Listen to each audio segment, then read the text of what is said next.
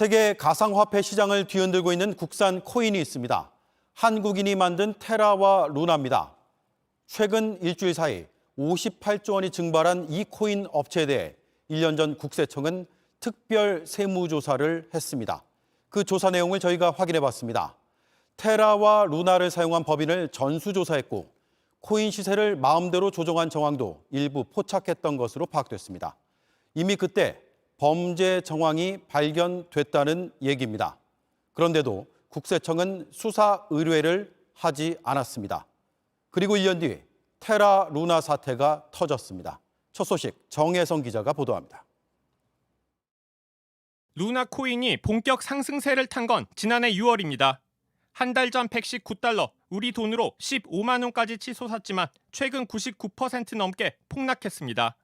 상승세를 타기 직전인 지난해 5월 초 서울국세청 조사 4국은 해당 코인을 만든 테라폼 랩스를 겨냥해 특별 세무조사를 시작했습니다. 먼저 국세청은 업비트와 빗썸 등 국내 가상화폐 거래소에 해당 업체의 현금과 가상화폐 거래 내역 전체를 요구했습니다. 탈세 정황이 포착됐다는 겁니다. 이후 업체 임원진의 거래 내역, 전 직원들의 거래 내역까지 확보하며 속도를 냈습니다. 또 지난해 7월 국세청은 루나, 테라 등 해당 업체가 발행한 코인을 거래한 다른 법인까지 전수조사한 것으로 취재 결과 확인됐습니다. 이들 법인의 탈세 혐의까지 조사한 겁니다.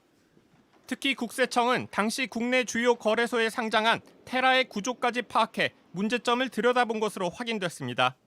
테라는 언제든지 우리 돈 1원과 맞바꿔준다고 하며 만든 코인입니다. 가격을 1원으로 유지하기 위해서 일종의 형제 코인인 루나를 발행하거나 소각하는 방식으로 균형을 맞춘다고 업체는 설명했습니다. 그런데 당시 국세청은 업체 측에 코인 시세 조정, 이른바 마켓 메이킹을 한 정황까지 포착했던 것으로 알려졌습니다. 거래소들이 제출한 업체의 법인 계정 등 자료와 전체 거래 내역에서 이상 거래를 발견했던 겁니다.